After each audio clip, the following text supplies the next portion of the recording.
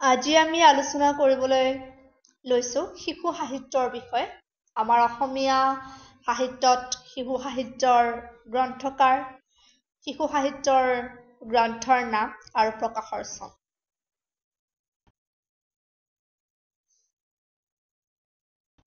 লক্ষ্মীনাথ বেজবৰুৱা। লক্ষ্মীনাথ বেজবৰুৱাৰ শিশু সাহিত্য আমি সকলোৱে জানো। তেওঁৰ ককা দেউতা আৰু নাতিৰা আৰু বুঢ়ী আইৰ সাধু আৰু জুনুকা সাধু কথা নজনা ব্যক্তি আমাৰ অসমীয়া সমাজত নাই। তেওঁৰ বুঢ়ী আইৰ সাধুৰ যিসমূহ সাধু, সেইসমূহ অসমৰ লোক সমাজৰ মুখে মুখে চলি অহা সাধুসমূহ তেওঁ লিখিত ৰূপত বুঢ়ী আইৰ সাধুত সংকলন কৰিছে। ককা দেউতা আৰু নাতি ল'ৰা, বুঢ়ী আইৰ সাধু আৰু জুনুকা। বিষ্ণুপ্ৰিয়া দেৱী, তেওঁৰ গ্ৰন্থখনৰ নাম হৈছে সাধু কথা। জ্ঞানানন্দ জগতী সাধু কথাৰ জুলুঙা 1909 চনত 1909ত প্ৰকাশ হয় এই গ্ৰন্থখন। কুমুদেশ্বৰ বৰঠাকুৰ, তেওঁৰ শিশু সাহিত্যখনৰ নাম হৈছে সাধুৰ ভঁৰাল। শৰৎচন্দ্ৰ গোস্বামী, তেওঁ ৰচনা কৰা শিশু সাহিত্যখনৰ নাম হৈছে অসমীয়া সাধু কথা। 1929ত প্ৰকাশ হয়। ত্ৰৈলোকেশ্বৰী বৰুৱানী, তেওঁৰ সাধু কথাৰ পুথিখনৰ নাম হৈছে সন্ধিয়াৰ সাধু।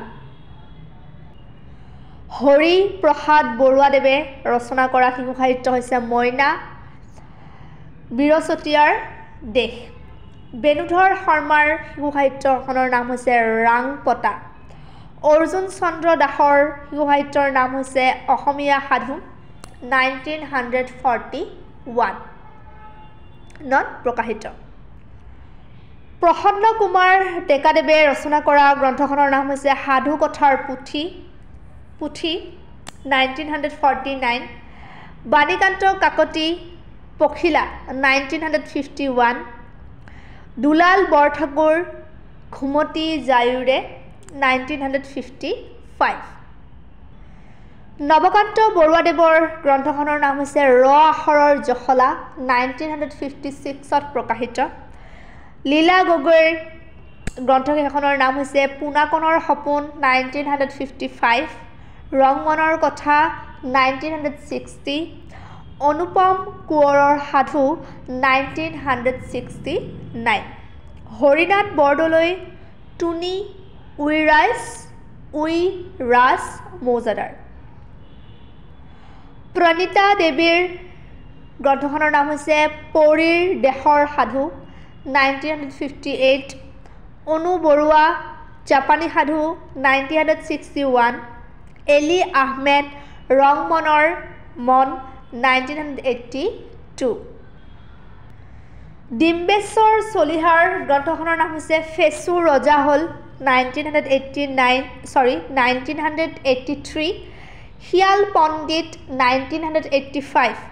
অজিত কুমাৰ শৰ্মাৰ গ্ৰন্থখনৰ নাম হৈছে ফুলমণিৰ সাধু 1985ত প্ৰকাশ হয়। কৈলাশ শৰ্মা, তেওঁৰ গ্ৰন্থকেইখনৰ নাম হৈছে দক্ষিণাঞ্চলৰ সাধু 1986ত প্ৰকাশ হয়। ভেকুলী বিয়া 1988ত প্ৰকাশ হয়। যাদৱ সেন ডেকাৰ গ্ৰন্থখনৰ নাম হৈছে সোণ মইনাৰ সাধু 1987। থানেশ্বৰ শৰ্মাৰ গ্ৰন্থখনৰ নাম হৈছে ৰূপ কুমাৰৰ সাধু 1987। এম আব্দুল মজিদ খানৰ গ্ৰন্থৰ নাম হৈছে নানান দেশৰ সাধু 1987। জাপান দেশৰ সাধু 1988। বন্দিতা ফুকনৰ গ্ৰন্থকেইখনৰ নাম হৈছে জুলি, ৰীমা আৰু সিহঁত 1988ত প্ৰকাশিত। অতুল চন্দ্ৰ মহন্তৰ গ্ৰন্থখনৰ নাম হৈছে আইতা আৰু নাতি ল'ৰা 1990ত প্ৰকাশিত। নিৰুপমা মিশ্ৰৰ গ্ৰন্থকেইখনৰ নাম হৈছে পাখিয়ে পাখিয়ে ৰং, সাধুত আছে যাদু, পদুমণিৰ সপোন। এইকেইখন আছিল আমাৰ অসমীয়া সাহিত্যৰ শিশু সাহিত্যৰ গ্ৰন্থৰ নাম। আজিলৈ এইখিনিয়ে, ধন্যবাদ।